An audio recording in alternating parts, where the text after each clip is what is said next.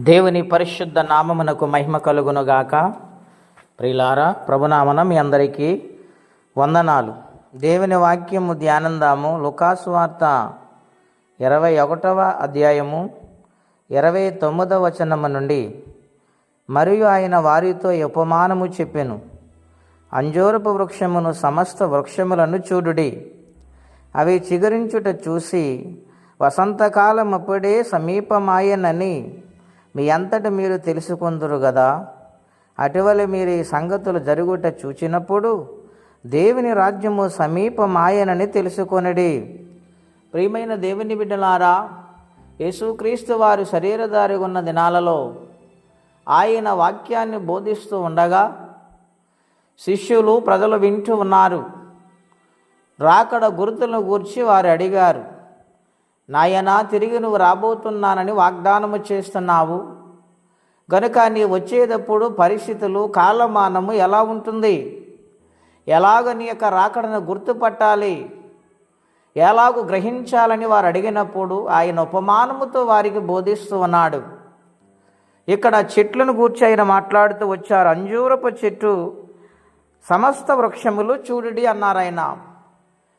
ఆ యొక్క కాలం ఎలాగుంటుందంటే, చిగురించిన చెట్లు ఈ కాలానికి సాదృశ్యముగా ఉన్నవని మనము తెలుసుకుంటాము కదా.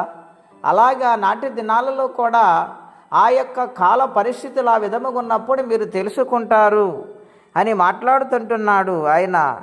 అవన్నీ జరుగు వరకు ఈ తరము గతింపదని నిత్యముగా మీతో చెప్పుచున్నాను. ఆకాశమును భూమియు గతించును గాని నా మాటలు ఏమాత్రము గతింపవు. ప్రియులారా, భూమి ఆకాశము నశించిపోవచ్చేమో కానీ ఆయన మాట మాత్రము గతించిపోదని వాగ్దానము చేస్తున్నాడు. కనుక నమ్మదగిన దేవుడు ఆయన. ఆయన రాకడకు సిద్ధపడే జీవితాలు మనము కలిగి ఉండాలి.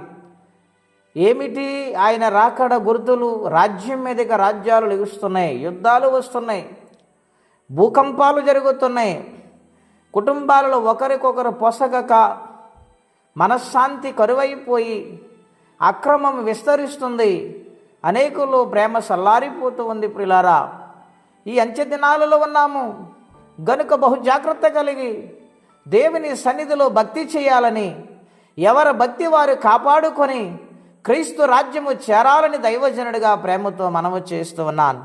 కష్టాల గుండా ప్రయాణము చేస్తున్నారా? సమస్యలు వెంటాడుతున్నాయా?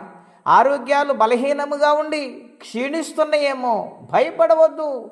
నిన్ను స్వస్థపరచు దేవుడైన, నీకు రాజ్యము చేకూర్చువాడాయన. గనుక ప్రియ సోదరి సోదరుడా, విశ్వాసముతో ధైర్యముతో ఆయన సన్నిధానములో బ్రతికి సాక్షిగా ఉండాలని కోరుకుంటే మాటలు ముగిస్తూ ఉన్నాను.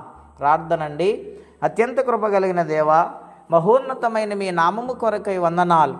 ఈనాటి పరిస్థితులను బట్టి నాయన ఆలోచన చేస్తూ ఉంటే మీ రాకడ అతి సమీపముగా ఉన్నదని మేము గ్రహించగలుగుతున్నాము. గనుక నాయన మా లోటుపాటులు సరిచేయండి. ఎప్పటికప్పుడు నీ సన్నిధానములో భయభక్తులు కలిగి బ్రతుకు జీవితం మాకు దయచేయండి.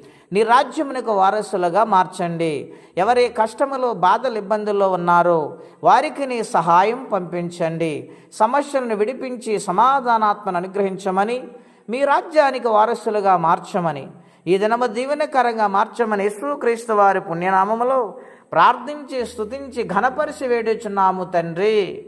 ఆమెన్. దేవుడు నిండారుగా దీవించును గాక. ఆమెన్.